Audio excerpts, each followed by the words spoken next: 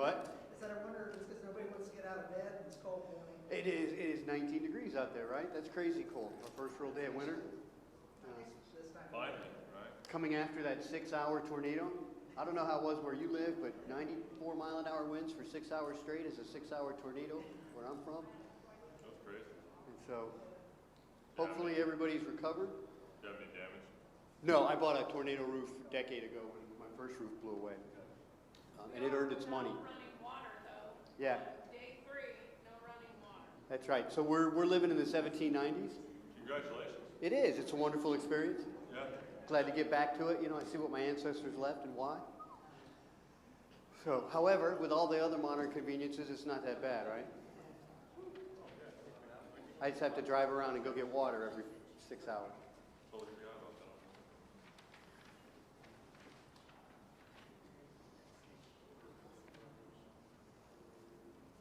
So for a minute there, that looked like you were wearing one of those shirts with the ruffle thing in the center. I was like, going 1700s, are we? We'll have to have a 1780s dress-up shirt day. A lot of ruffles and lace and flourishes. I know Troy has a 1970s band shirt sitting around somewhere, I'm sure, right? Right? You might have a jacket that Ray wears. Amen. That was awesome. Let's go through the pictures like that. Leather jacket with lace sticking out the cuff. Never had that. A members That only. wasn't very far. Yeah. I hadn't seen that long ago, but the fast has changed so much. Going down that route. All right, so this is going to be a tough topic for the crowd I'm looking at this morning.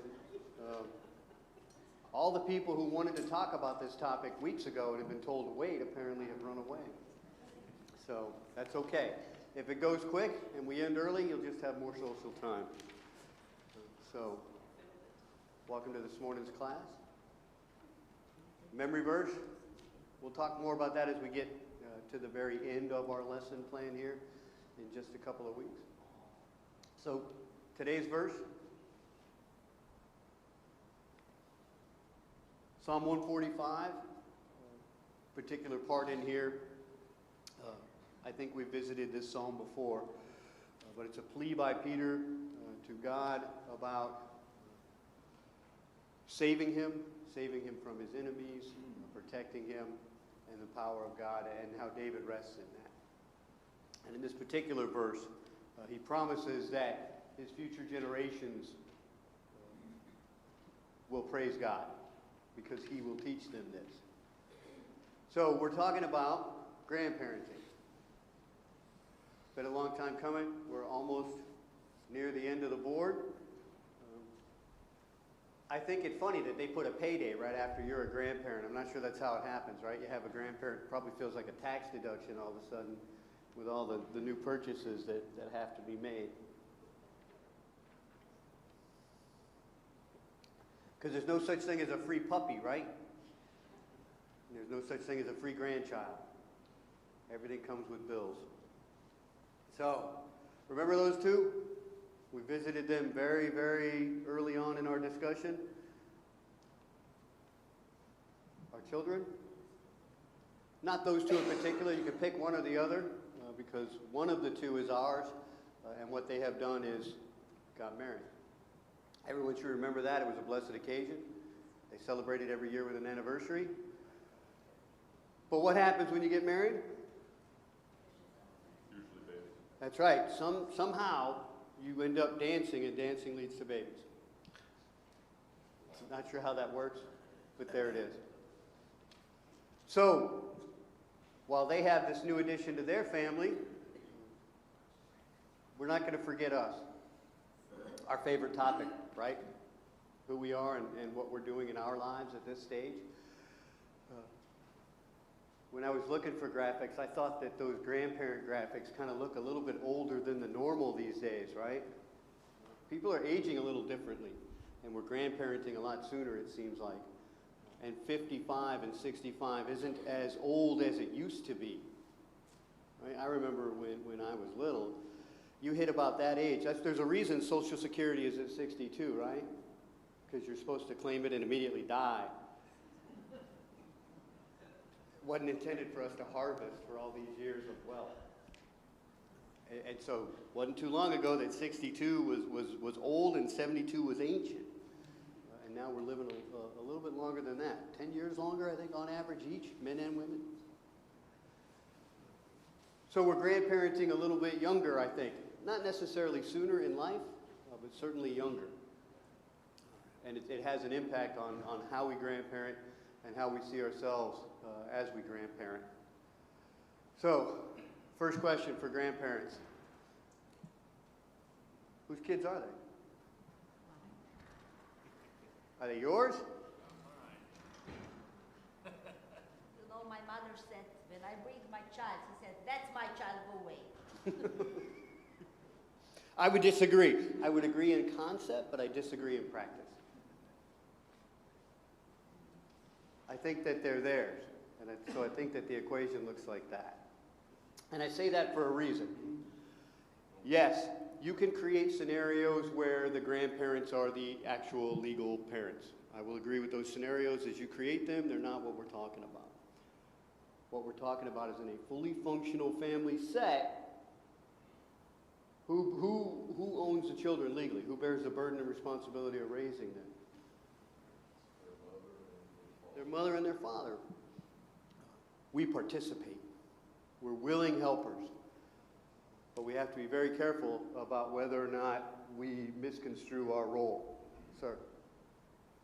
One difference that makes that a little bit more reasonable in today's world is that in 2 generations ago, parents and grandparents and children were all at the same, Village. 10 square meters. Village. And now, we've got New Jersey, Kansas City, Wichita, and we almost see them. Right. We try to get them together for Christmas time. So we don't interfere. Right? As much as we'd like to, we don't interfere. The Bible is pretty clear about grandparenting. Without ever really directly addressing the topic, it runs through the whole series of human existence, right?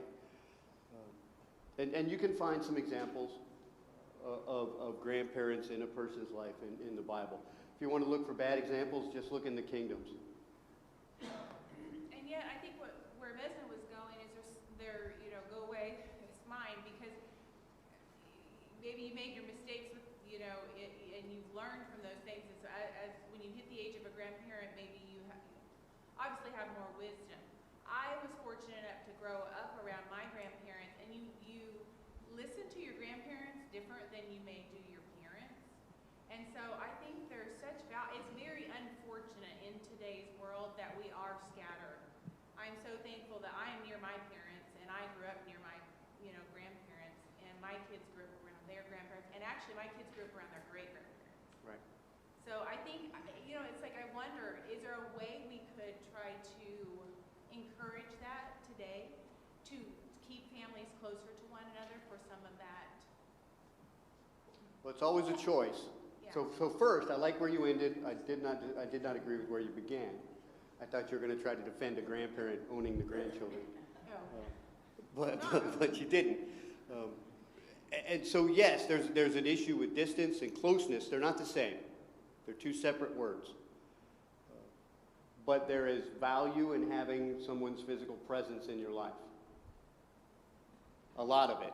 Because one of the tasks that you can say the Bible gives grandparents through several scriptures, we'll show a few, is that we are directly responsible for teaching history, lineage, culture, and reinforcing that. Because what's the parent doing? Probably working. And providing all the other things that they need.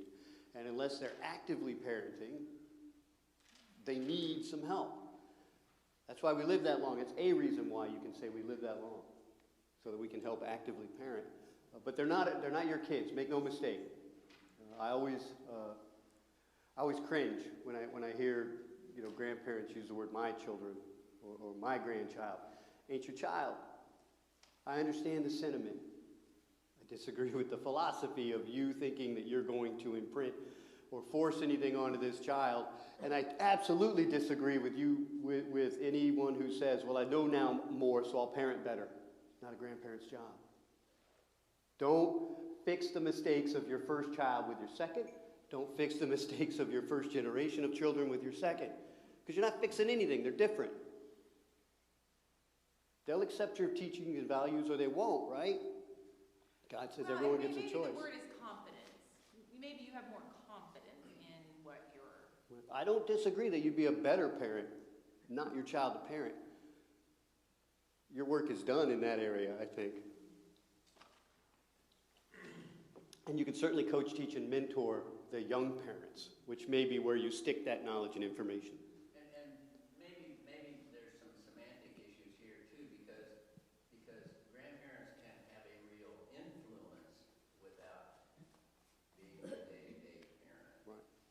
And we're gonna, Let me give you a personal example, and that is, I would love to be influencing my grandchildren more towards Christ.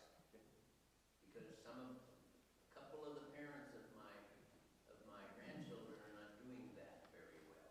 absolutely, and we'll talk about that in one of these sub areas. There's an art to that science that I see a lot of people mistake. And so there's a lot of pushback amongst young people who will tell you every time I go to grandma's, all she want to do is shove her God down my throat. That's not how you do it.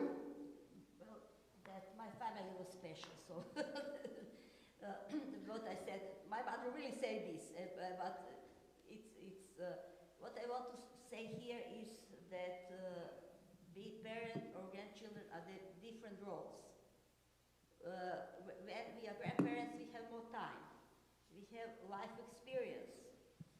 When I was nervous, my mother said, go away, because she knows what to do with child. If you are nervous, child is more nervous because see you that you are nervous. So grandparents could make big difference in this raising, but parents are responsible for the children, not the grandparents. So it's the best thing when you are grandparents is that when you are tired of the child, you just give him to the parents back. But when you are parents, you just cannot do this. So it's much more easier to be grandparent than a parent. Right. It's different roles in the life. And I think that your mother was actually performing two functions in what you just determined. She That wasn't is- necessarily concerned about teaching you how to handle that particular incident with the child. What she was interested in teaching you was how to be a better parent long term. Go stop being You are nervous. right. Children You are feel that, just like pets. Go. Whatever problem the child has, I guarantee you she's seen and she can handle. You know who's best at giving advice on colicky babies? Former mothers. Because you know who have had colicky babies? And you know who know the best raised child? They always say like this, the person who are not parent to this child, he know how to raise these children. And especially if have no children, that he know everything. That's right, that's right. I love family counselors who aren't married and have no children.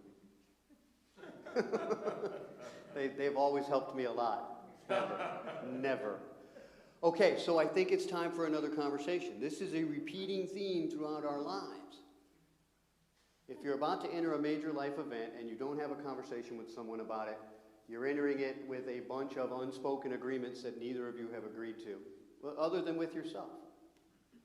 You might think you know your grandparenting role, and then the moment it happens, you find out that your children have another role in mind. Different, same title, grandparent, but with different duties and responsibilities, right? You may be thinking, oh, as a grandma, oh, I get to go in the room with my daughter and see the birth of my grandchild. And she may be like, four-letter word no. Because it's not happening. The worst place to have that conversation, and I have seen it, is at the door of the delivery room. Remarkable, all the emotion that comes out in that conversation. And so, talk. Every time in your life that something is going on, if you're not talking to somebody about it, there are unwritten and unagreed to expectations that will not be met. So the Bible does tell us a few things about grandparenting, though.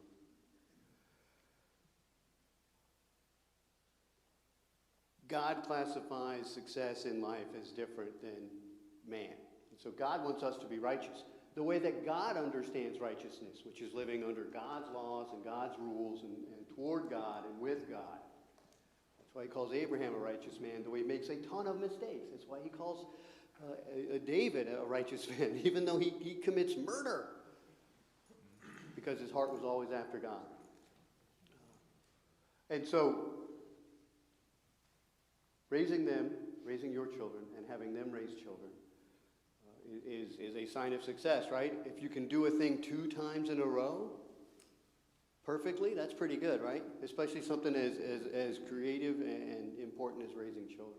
Hey, Rick, something about this that I think that we definitively get this wrong is it says, and parents are the pride of their children, not children are the pride of their parents. I think we get that wrong by a whole lot. I know a ton of parents and grandparents who live vicariously through their children and grandchildren. Absolutely. Not interested. Absolutely. I may show up at a soccer game, but I don't care if the dude plays soccer. Amen. Not my task to master. Although I think that parents are the pride of their children comes later. Certainly not a small child. They don't understand that. They're busy being self-centered. That continues into their teen years. No one's more self-centered than a teenager, right? Because everything's about them, and everything in the world that happens to them is brand new, and you have no context to offer them advice. Because you haven't lived through that as a teenager. And so I think it's only once your children attain adulthood and they're able to look back on their life and the successes that they look forward to and say, a large part of that is my foundation. So that's the goal that we want to set. And I think if we set that condition, then some of these questions are fairly obvious and easily answered amongst the 2 of you, grandparent and child. So another way of asking the first question, who sets the ground rules? The parents set the ground rules. You hope you have raised your children to set close to the same ground rules that you would have set. Yeah. But there's a new set of rules that you've never negotiated before, the grandparent rules. What are your rights to violate the ground rules? When you see them trying to hurt themselves, you step in. Really? Just hurt themselves? I kind of push that level up to life, limb, or eyesight. I don't mind kids diving off roofs into pools as long as the pool's filled with water and I know that the edge of the pool is close enough to the roof that they'll make it. I'm like, you go, you dive every day. Because not likely to suffer life, limb, or eyesight. You know, if you're putting firecrackers in your teeth and your friend's lighting them, I'm going to smack you in the back of the head and the firecracker's going to fly out because that's a life, limb, and eyesight potential injury. What I'm talking about, though, is who gets to violate the candy rule? Does anyone? The candy rule. My kids didn't have candy when they were little. Was Grandma allowed to violate the candy rule? Do we care? No. Maybe, maybe not. You don't know until you negotiate it. Line them up with sugar and send them home. See, there you go. He just gave you his whole grandparenting philosophy right there. You been talking to my parents, Gene? Which is part of what we all say, right? There are a lot of jokes that come with grandparenting about what we will and won't do to our children with their children. You know, I hope your children grow up to be just like you, and I'm going to help them. So, I will say, when our kids were little and we'd send them to grandma, if it took us a week to untrain what they learned, it meant less trips to grandma and grandpa. there you go. I love that criteria. So I know that as a, I mean, I'm not a grandparent yet, but there is consequences to what you do. And so much easier, I think, if you have that conversation with them. It's a simple family conversation over dinner, right? So do you have any rules you want me to reinforce and or you think I might violate that I'm not allowed to? Please tell me now, because otherwise, when I go out there and I'm free roaming with this kid and we're doing whatever we want, you can't come back and staple on additional rules. We can always renegotiate, but you can't just arbitrarily declare I should have known a rule you didn't state. What you're saying is there's got to be an alignment somewhere along the line. Yeah. And in the case of experience with Troy's family, well, they're not Christians, and so there was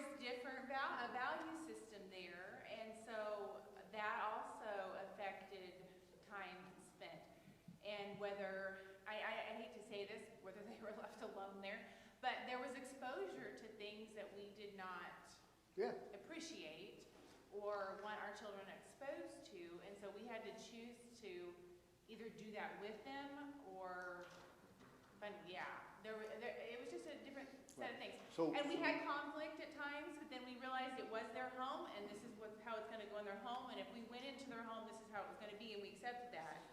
But then, like he said, then we pulled away and didn't go as often.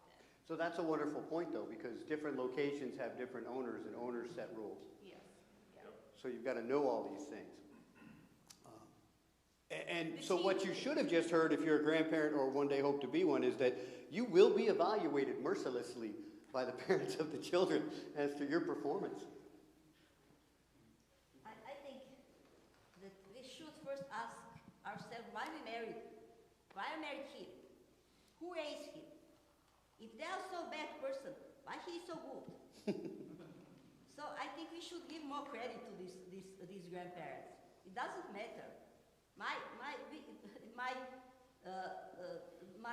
father's mother's family, they were Orthodox.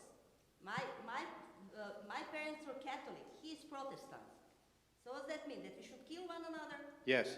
We live It depends on together, where you're we from. live in If we're in harmony. Ireland, yes. And It's we live- mandatory. We live in the harmony, you know, and children, I know when I was upset with my child home, and then my mother said, calm down. This, what is very important now for you, it is not what will be important later. Just calm down. Let stuff go their way. And this is experience, life experience. When the people are young, they think that the children are robots or what, that they could be like they want. It's not true. I know first time when I get home and my mother was feeding my child, giving him food. That food was all around. My hair was like this. I said, what are you doing?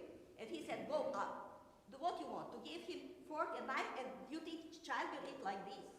So we should leave more space to the grandparents.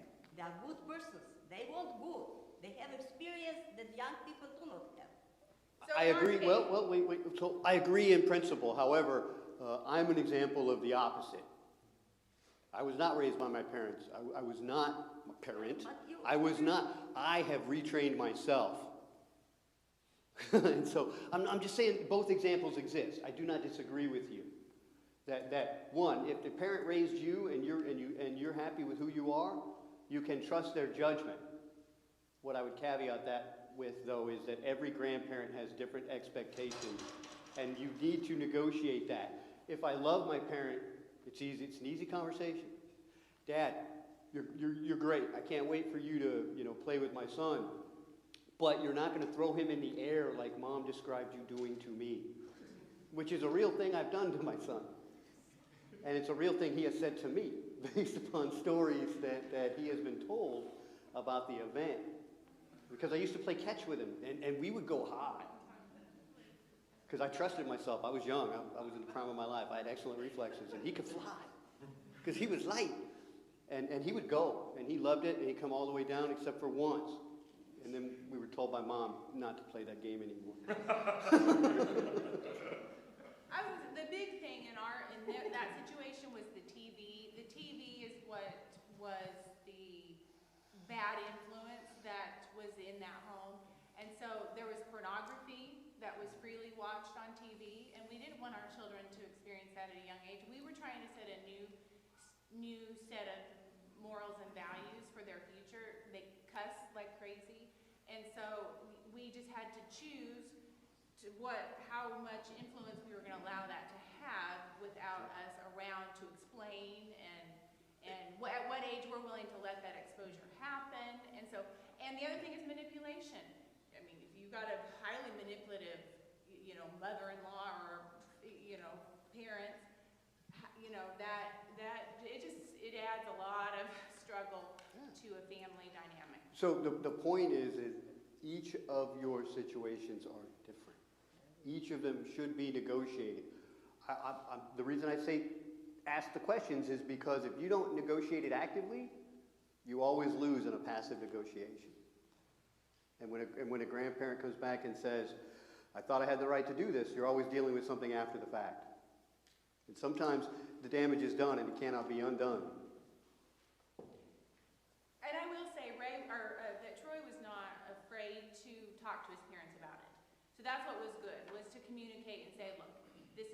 this is what we're okay with, this is what we're not okay with, you want us to come or not, kind of thing. Because different morals and values have different standards. The TV that they watch that you think has pornography in it, they're like, that's just a random set of body parts that are shown on every television station in America. And you're like, not in my house. So, I do think we would all agree that there's matters of degree. Things that have to do with values, morals, safety, are things that you'd like the parents to be able to say, no, don't take my kid out on the skeet range, he's only 6 years old. Right? You know, he might shoot somebody. On the other hand, doesn't everybody remember, you know, my grandma, whenever we went to visit, we always knew we were gonna get this folks, a nickel, to go down to the ice cream shop and give it home. And, you know, my folks might not have done that, but grandma did, so that was a cool thing to do at grandma's. A bonding moment. And your parents knew. Because you came home and you told them, Mom, Dad, I had the ice cream. Yeah. So yes, there are times for each, and there are special things that each should be allowed to do. However, sir.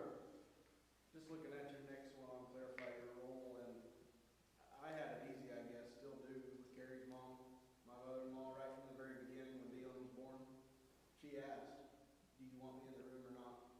And from then on, she's always been kind of, hey, is this okay? Or hey, you know. Wise woman. She's always asked, and so I've had it really easy for a mother-in-law. Yeah. It's a blessing. You should thank her for being herself. Because grandparents have a lot of roles, which is where this transition is. Sometimes not the ones you think, though. When you pull away from each of the individual encounters, so who are you in your child's life? Who do your parents, who do your children want you to be to this child? I think that's a good one. We passively mentor with everything we say and do, and they watch. Children are sponges, much more than we give them credit for. Although they seem to like to suck up and evaluate the bad behavior they see more than the good. I think that you're also the family historian. Nobody has lived as long. Nobody tells the stories of the family like the grandparents. Most of us are still embarrassed over our participation in them or trying to figure that out. But we have perspective as grandparents. And we can tell them where we come from and where we've been. That's sort of a soft title.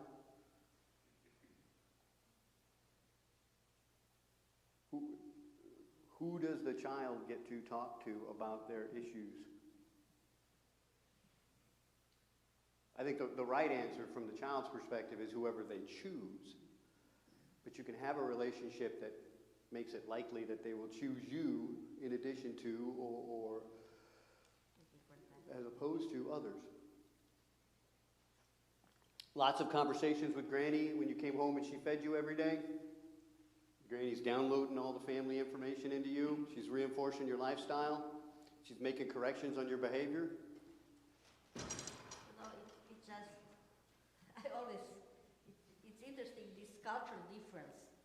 In my culture, in the people that I know in my family, extended family, the worst stuff that could happen that the child will eat too much chocolate and he will be sick.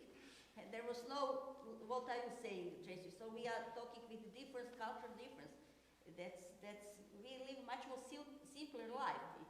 If Granny says something, you respect that. And then there's always, I said to my parents, we were living with parents from my father, I told him, if you make me mad, I will tell to my grandpa, and this is his house, he will put you out from that house. That was so. Always fun and we don't do that anymore in our culture. Live together under one roof in multiple generations. We have too much land. Yeah. Our culture prevents it. And so it's always fun to hear the stories of how that impacts on a family. Never saw it. And I never will. I do know one thing, though, that you're not.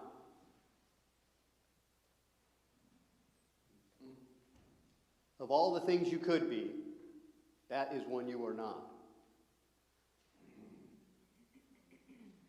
And it might take you a little while to wrap your heads around how I mean that, so I'll facilitate that a little bit. You're not a babysitter. The time you spend with your grandchild can't possibly be babysitting. In the same way I tell every young father when he says, I'm babysitting my kid tonight, I smack him in the back of the head. No, you're not. You can do a lot of things, but you're never a babysitter. Because babysitters don't have an emotional buy-in to the raising of that person. And that's why I say it the way I say it. Babysitters will watch the child and deliver it, for the most part, healthy and whole and happy back to its parents after a predetermined, specified amount of time for which money is exchanged. That's not what you're doing. And I hear a lot of grandparents say, claim that title. I'm the child's primary care provider. You better not be. I don't have a right to say that to you in a directive kind of way, but I am saying it as an emotional plea. I can do a lot of things with my grandchild, but one thing I will never do is babysit.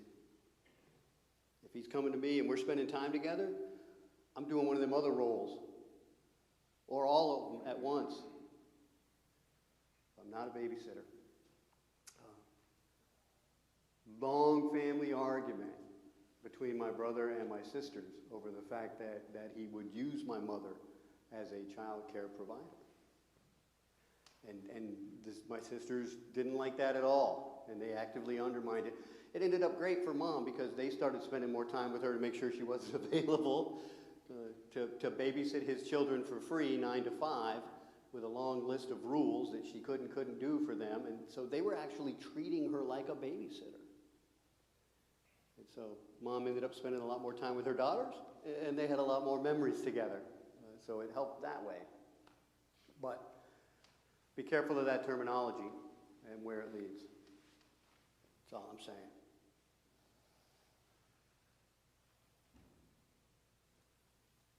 How about that one? If they make a very hard rule, and I know some of them are weird, like, I don't know why a parent would say the no candy rule, but some would. We'd have to negotiate that one. But I understand, no hand saws until at least 5. So I get it. Some rules just make sense. We're not going to use staple guns to shoot at each other until he can at least hold the gun up and aim. That's a fair rule. No jumping off the roof into empty pools. But don't undermine the parents, because that sets up a dynamic between you and them. Because what is the one thing the child will do? He will tell. He will tell on you. Because you let him do these things he knows he is not allowed to do, and he's so happy about it, and he has no filter. And I say he, but he or she. And so it will come out. Either in a, I'm so happy I got to do this thing, let me tell you about it, because his parents are probably the person they download this stuff to every day. Or in a fit of, 5-year-old anger, Grandma, Grandpa, let me do this. And then suddenly you're outed. The truth will come out. And so, be careful with that one. But I think if we're having all of the conversations, then it should not be an issue. So, flip side of that. What if they surprise you with a rule you didn't know existed after the fact? It's not fair, right? Apologize and remember. That's right. That's right. I forgive you. Forgive me. I love you. Goodbye for this conversation, and we move on. But there's also some coaching, teaching, and mentoring about that incident. Please don't, if you have any, and this is what I talk to young people about when I talk to them about being married. The worst thing you can do is go into a marriage with someone who has hidden red lines. A red line is a line at which if you cross this and you do this thing, we are no longer married. And so if you don't know them, it's like living in a minefield. And you don't even know you're in a minefield. And you're constantly getting blown up and wondering why. And so if they have red lines, as I call them, you have to know them. And if they present them after the fact, then yes, I'm sorry, did not know this was a red line. Are there any others? No? Okay, let's remember that part too. There aren't any others. And I'm going to go grandparent some more. I'll see you later. You almost had something to say. Yes, ma'am. Sometimes one assumes that one knows the red lines. Like, for example, make sure my 3-year-old is in a car seat. That fits him. Like, that should just be. Oh no, oh no. So what are the worst family rules of all?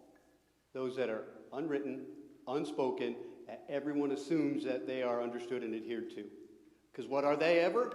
Never understood and adhered to. I promise you this. It might sound like common sense, but you know what they didn't have when I was a kid? Car seats. Car seats. We drove around on a freeway in a car with no shocks. The freeway went like this, so it was a constant, and we enjoyed the bump. And we put a love seat in the back of a 1967 Chevy pickup and drove that freeway just so we could feel our bottoms break contact with the sofa and come back down. It was our free amusement park ride. We would sleep up, in the back part of the car, behind the window. And so, no, these are not. They're not. I stand corrected. And for some of us here, they didn't even have seat belts. We just drove around, and everybody carried salt with them because windshields taste horrible. Glass has no flavor. You got to salt that up before you hit it. And so the last thing you do before you have the accident is you rip that packet open and you throw it in front of you. So at least you've got something to remember the taste by. So whether it's profit or not, I mean, even when car seats became a thing for our kids, they lasted for all the kids. There was no Upgrade. Now they expire like every 6 months or something, so you got to buy a new one. So Well, and it's silly, right? parents aren't gonna know So that unless you the tell them. new rule is that it's weight driven, right? Yeah. And so when we had Kenneth, it was age driven. Kenneth would never have made that weight rule until he was a teenager. Look at me.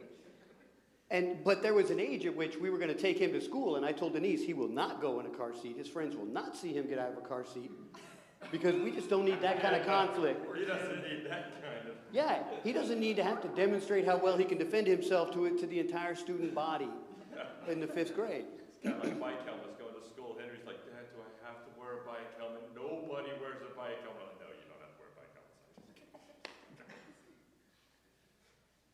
So, I mean, I think it boils down to communication.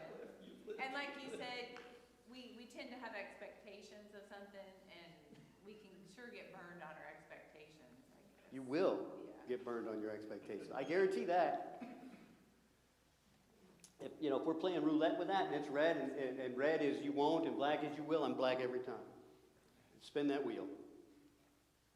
Right, I think the challenge and what I had mentioned was you don't know sometimes, even as a parent, what a red line is until you see So it. that is fair, and thank you for the point. If you discover them in stride, just walking along in life, you are free to inform others. I would appreciate that feedback because it tells me you're a learning individual and that you know enough to where, having discovered this one, you share it with me. What I'm asking you not to do is catch me after the fact and say, it's your fault that I've discovered this red line, and blame me. So, once again, I think hitting on all of this stuff is a conversation and everything else. Obviously, as parents, you're more invested in your children than grandparents are or whatnot. But I think one of the big mistakes is, like, as you're talking red lines and everything else of that nature, Leslie's a lot laid back in many ways. But I'll never forget, we pulled up to my house one time, left the kids with my dad. We ran an errand, we came back. And as we come back, pulling up, Jackson was, I think maybe he was 4, maybe 5. And he's out in the front yard whacking wood with a hatchet. And we pull up and Leslie just stops and she goes, "Is that a hatchet?" And I was like, "Yep, sure is." And she goes, "Okay. He had 3 boys. You all have your hands. I'm sure this is fine." And I was like, "It'll be all right," And so we walked up and like, "Hey, Dad," and he's like, "Hey, how's it going?" "Yes, I'm watching him. I'm making sure that he's not chopping his hand off." So she could have just jumped out and just blasted him. But like she said, she's like, "He had kids. Y'all are fine. Like, it'll be usually okay, you know, and then you have that conversation, and so I think sometimes we just jump to conclusions about, or that can damage relationships. Right, I agree, we need to be very careful with that. Did you buy Jackson a hatchet? Yeah, absolutely. And after that trip, my dad gave him the hatchet, and guess what? Jackson just told me, no joke, yesterday, we're driving in the car, and as we drive by, he goes, "Hey, Dad, remember when that used to be all the woods? Man, I used to go out there and beat those trees with that hatchet all the time." He goes, "I always wanted to chop down a tree, but I can never remember which one I was cutting." And I'm like, yeah, I remember distinctly, like, standing in our house hearing, thunk, thunk. That's good eye-hand coordination. Great memory for the kid, right? Yeah. That could have been ruined if my wife would have overreacted, and it was all about conversation.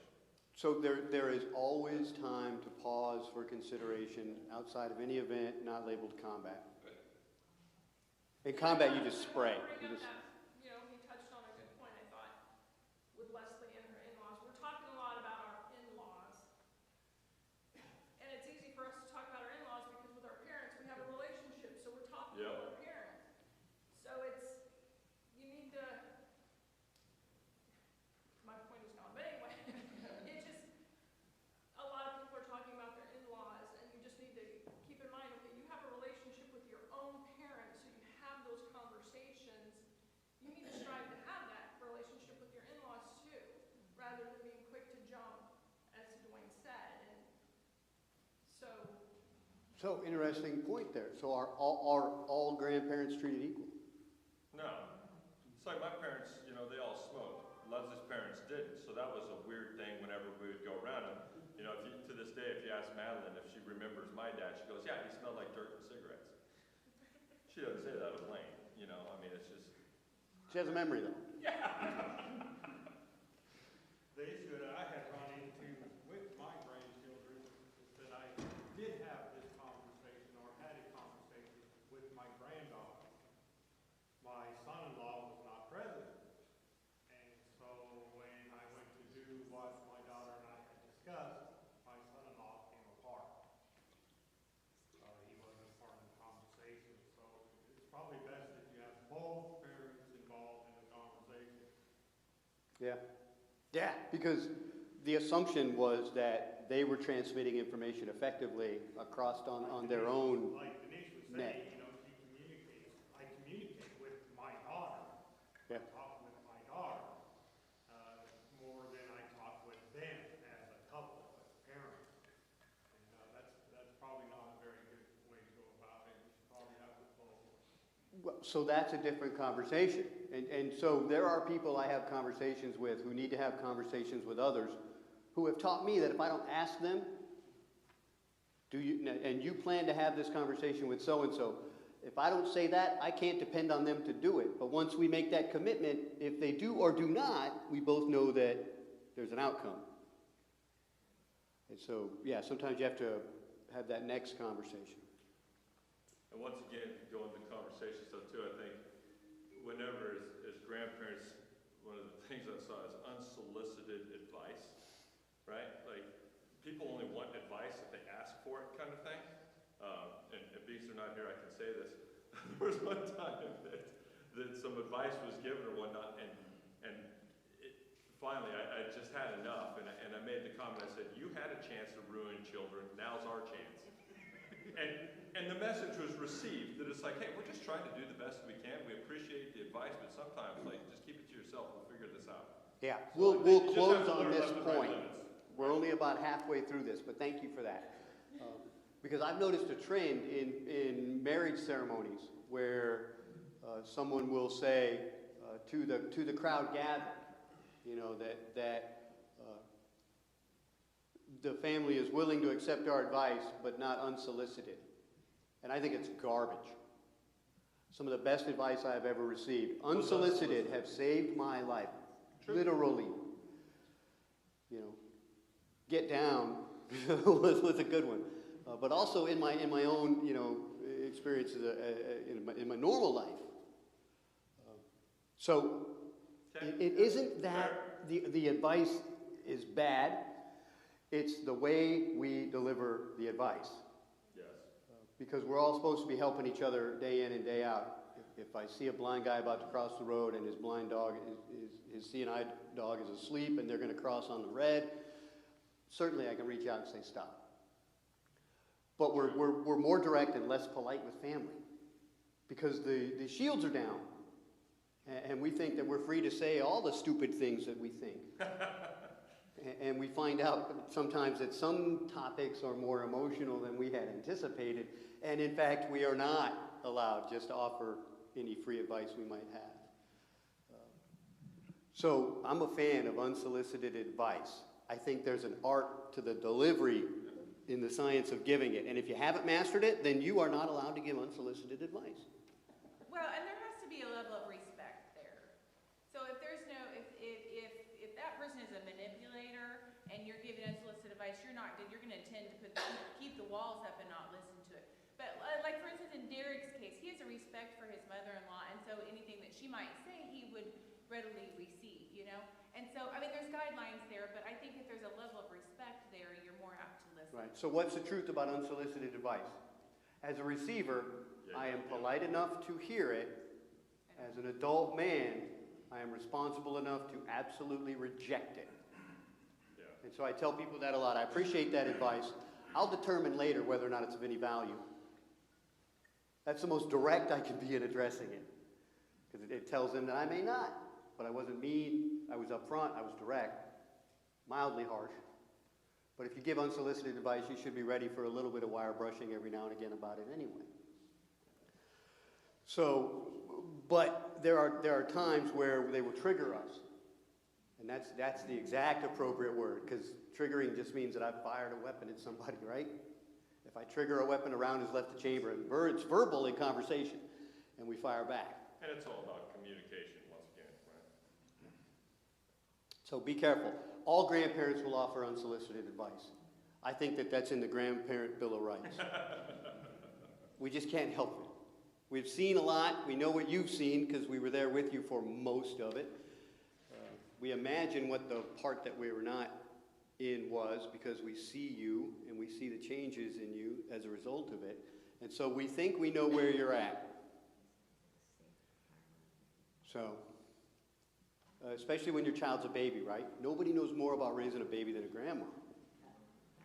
Every mother wants to raise their own child, and that's cool, but there is some advice that is probably valuable to give. You know, never let a baby draw their own bath. If you want a scalded child, that's a great way to do it, because they don't understand the difference between hot and cold yet, right? Never let a baby, just wander through the medicine cabinet. Probably good advice. Babies are really just one of three things, right? They're either hungry, they're tired, or they need a diaper change. But how long does it take a new mom to figure that out without a little help and advice? Months longer than we think it need to because we already know. So we can't help ourselves. There will be unsolicited advice. So with that, we'll extend this conversation one more week to discuss grandparenting, and that's perfectly fine. We'll end this when we get there. So thank you for your time, and I think we have 9 minutes until our worship service begins.